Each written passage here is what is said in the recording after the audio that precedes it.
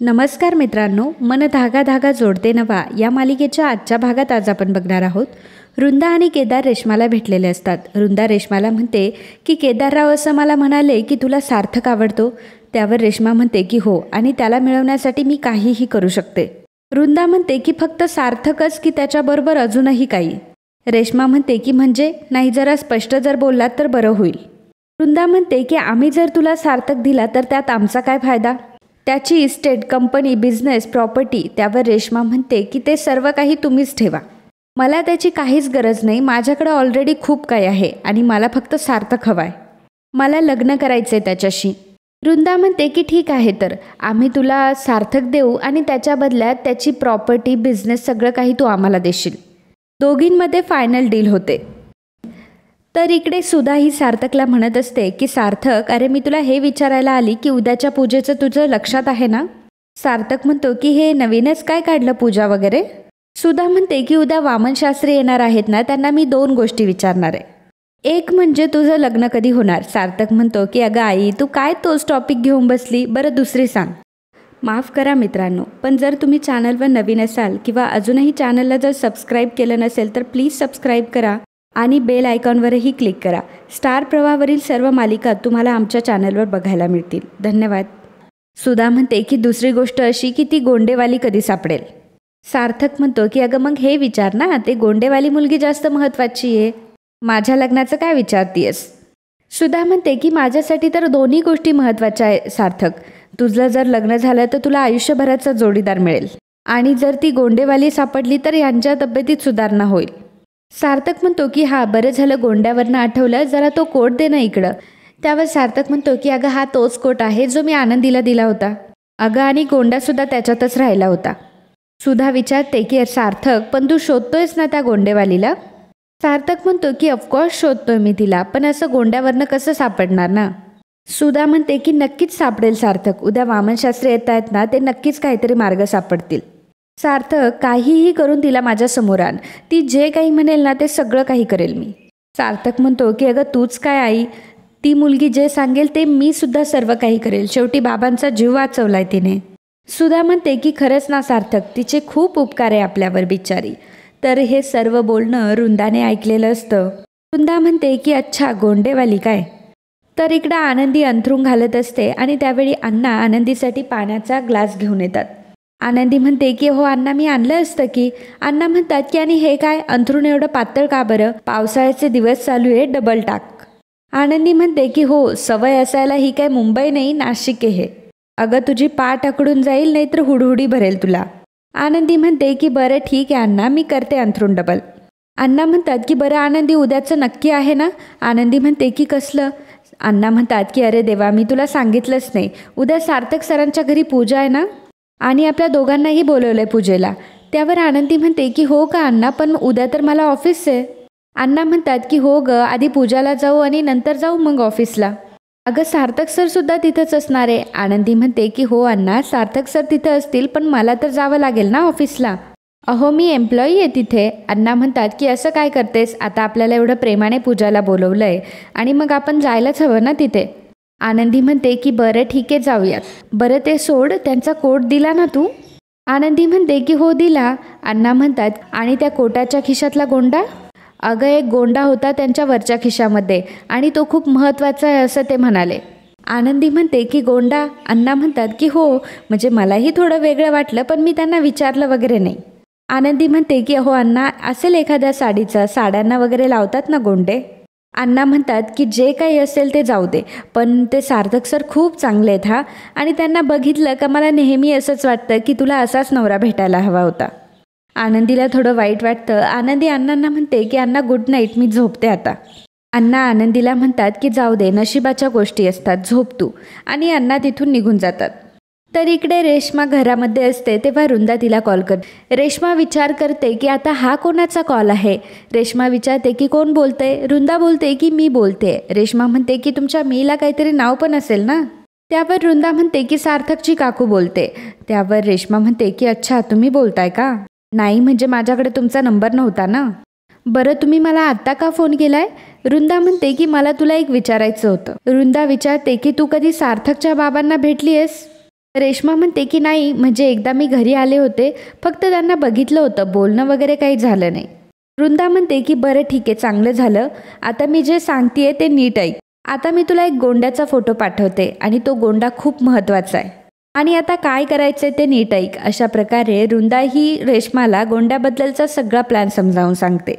रेश्मा म्हणते की ठीक आहे, तुम्ही जसं सांगाल तसंच मी करेल.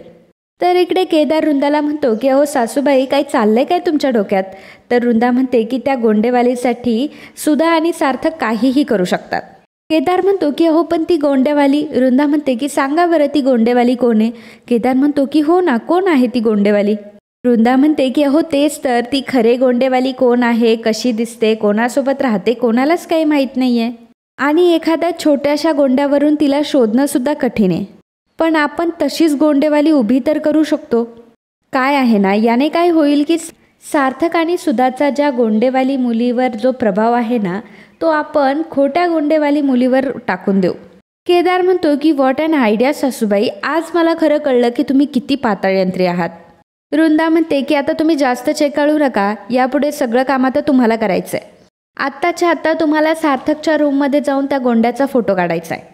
केदार म्हणतो की अहो सासूबाई, एवढ्या रात्री? वृंदा म्हणते की मग काय झालं, नुसतं व्हॉट अन आयडिया करत बसणार का?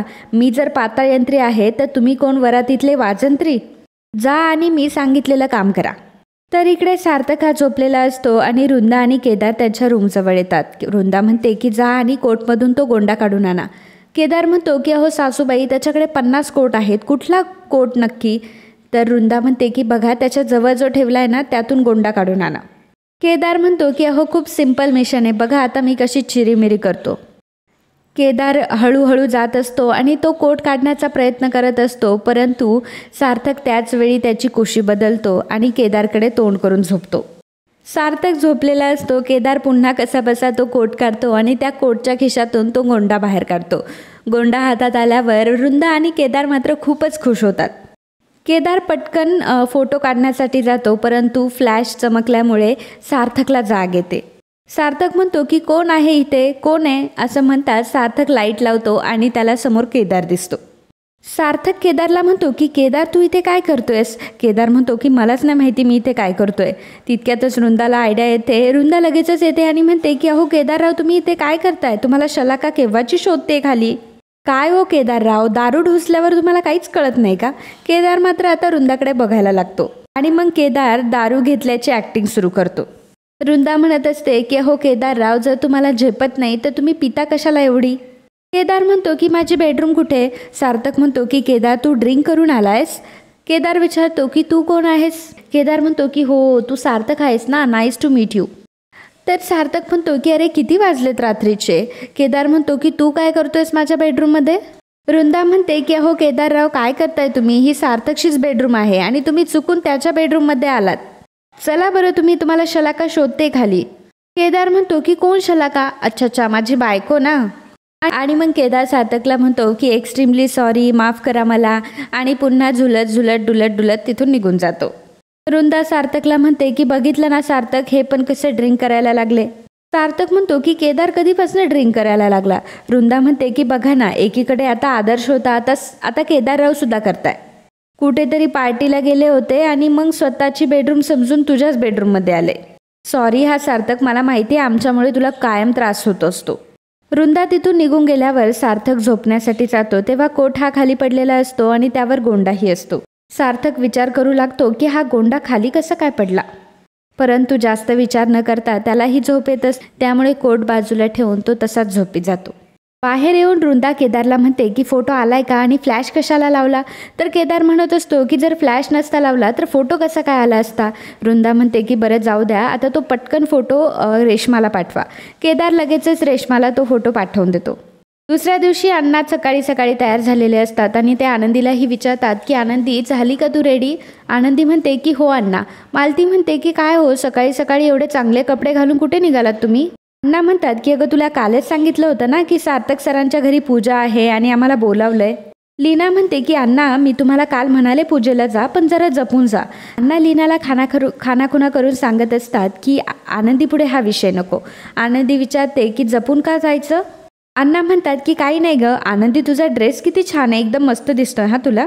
आनंदी म्हणते की 1 मिनिट अण्णा, वहिनी काहीतरी आत्ता म्हणत होती. वहिनी तू असं का म्हणाली जपून जा म्हणून? अण्णा म्हणतात की काही नाही म्हणाली ग ती, आता सार्थक सरांच्या इथे जायचंय म्हटल्यावर तुला परत ऑफिसला पण जायचंय, सगळा उशीर होईल म्हणून ती म्हणाली जपून जा. अण्णा आणि आनंदी तिथून निघून जातात. तेव्हा मालती लीनाला म्हणत असते की लीना, आनंदीला काहीही माहीत नाहीये. लीना म्हणते की हो ना आई, म्हणून मलाही टेन्शन आलंय. सार्थक सरांची आई चांगली आहे हो, पण त्यांची काकू आहेत ना ती फार उर्मट आहे आणि बोलता बोलता कधी कोणाचा अपमान करेल काही सांगता येत नाही. मालतीलाही टेन्शन आलेलं असतं. तर इकडे सार्थक हा अरविंदकडे आलेला असतो आणि तो अरविंदला चेक करत असतो. सुधा म्हणते की कशी रे यांची तब्येत आता? सार्थक म्हणतो की ताप आहे. सुधा म्हणते की आता घरामध्ये पूजा आहे आणि आता यांना ताप आलाय, कसं होणार हे सर्व? सार्थक म्हणतो की आई आपण एक काम करूयात का, आपण पोस्टपोन करूयात का ही पूजा? सुधा म्हणते की असं कसं पूजा थांबवता येईल, वामनशास्त्री येतच असतील आता. अरविंद म्हणतो की मी ठीक आहे आता, मला जर थोडा आराम केला तर बरं वाटेल. अक्कू म्हणते की आई आणि दादा तुम्ही काळजी करू नका, मी बाबांजवळ बसते. आणि काय दादा तू अजून तयारही नाही झालायस, जा आणि तूही तयार हो. तर अक्कू आता बाबांजवळ बसलेली असते आणि सुधा आणि सार्थक तयारीसाठी निघून जातात. तर इकडे मालती घरामध्ये काम आवरत असते आणि तितक्यातच दरवाजा वाजतो. जेव्हा मालती दरवाजा उघडते तर समोर अंशुमन असतो. अंशुमनला बघून मालतीही घाबरते. आणि मित्रांनो आजचा हा भाग इथेच संपतो. पुढील भागात आपल्याला पाहायला मिळणार आहे. वामनशास्त्री म्हणतात की ज्या व्यक्तीचा तुम्ही शोध घेत आहात ती पुढच्या 24 तासामध्ये तुमच्या समोर येईल. रेश्मा रुंदाला सांगत असते की तुम्ही अजिबात काळजी करू नका, सगळा प्लॅन हा रेडी आहे. उद्या सार्थकला त्याची गोंडेवाली नक्की मिळेल. सुधा सार्थकला फोन करून विचारते की सापडली का रे ती गोंडेवाली मुलगी? सार्थक म्हणतो की अगं मी कामात अडकलोय, आता कशी सापडणार मला ती? सुधा म्हणते की पण माझं मन मला सांगतंय की आज तुमची नक्की भेट होणार. आणि आनंदी सुद्धा त्याच वेळी ऑफिसला आलेली असते. आणि आनंदीने तोच ड्रेस घातलेला असतो जेव्हा ती अरविंदला वाचवण्यासाठी गेलेली असते. आणि तिच्या ओढणीला सार्थकच्या हातामध्ये असलेले तेच गोंडे असतात. तर मित्रांनो असेच मन धागा धागा जोडते नवा या मालिकेचे डेली अपडेट बघण्यासाठी आत्ताच आपल्या चॅनलला सबस्क्राईब करा. आणि आजचा हा भाग तुम्हाला आवडला असेल तर व्हिडिओला लाईक आणि कमेंट करायला अजिबात विसरू नका. धन्यवाद.